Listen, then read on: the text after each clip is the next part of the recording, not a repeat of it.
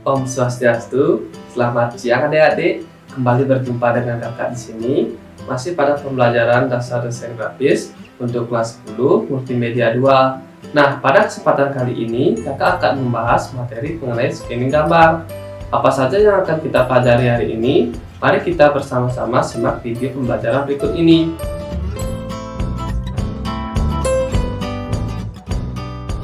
Kompetensi dasar yang kita pelajari hari ini 3.5 menerapkan prosedur scanning gambar ilustrasi teks dalam desain.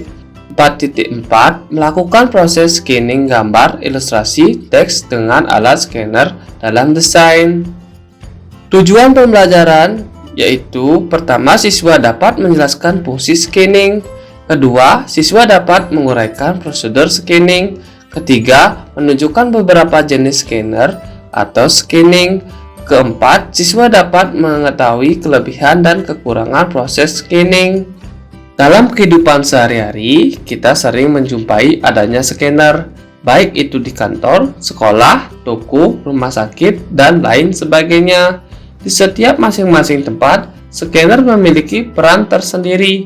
Misal, di kantor atau sekolah, scanner biasanya berfungsi sebagai alat untuk memindai gambar atau dokumen penting seperti foto dan laporan.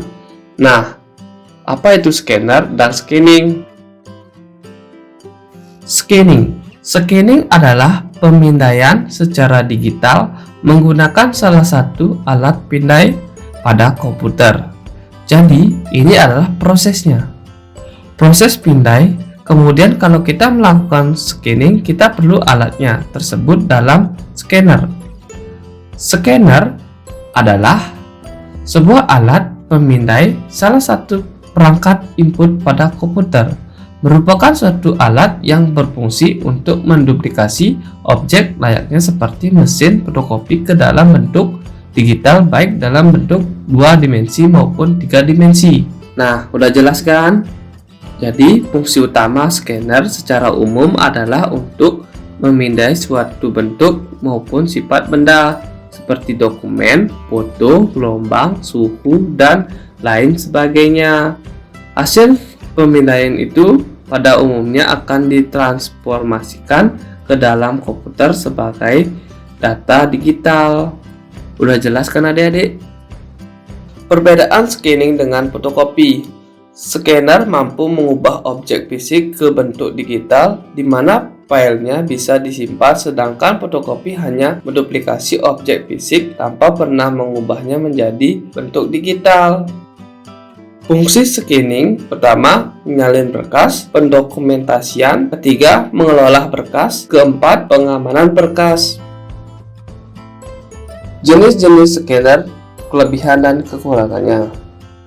Pertama, ada scanner portable. Sesuai namanya, scanner ini merupakan scanner yang bisa adik-adik gunakan dimanapun dan kapanpun. Hal ini karena scanner tersebut memiliki ukuran yang kecil sehingga adik-adik tidak akan ribet ketika hendak memindai dokumen secara mendadak.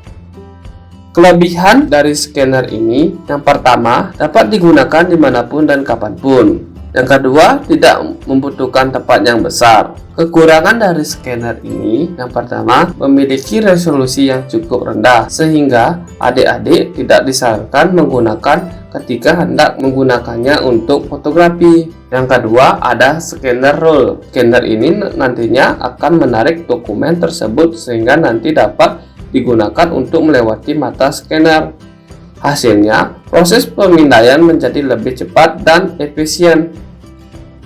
Kelebihan dari scanner ini, yang pertama, memiliki efisiensi yang baik ketika men-scan dokumen, meskipun dalam jumlah yang banyak. Kedua, memiliki potensi untuk dapat memindai file dengan akurat, karena scanner roll telah menyediakan tempatnya sendiri ketika ingin memindai dokumen. Kekurangan dari scanner ini, yang pertama, dijual dengan harga yang cukup mahal. Kedua, Anda harus segera mengganti salah satu beberapa bagian scanner pada saat Anda men-scan dalam waktu yang lama. Scanner film berguna untuk memindai sebuah file yang berasal dari data negatif, kemudian diubah sehingga menjadi sebuah film yang positif.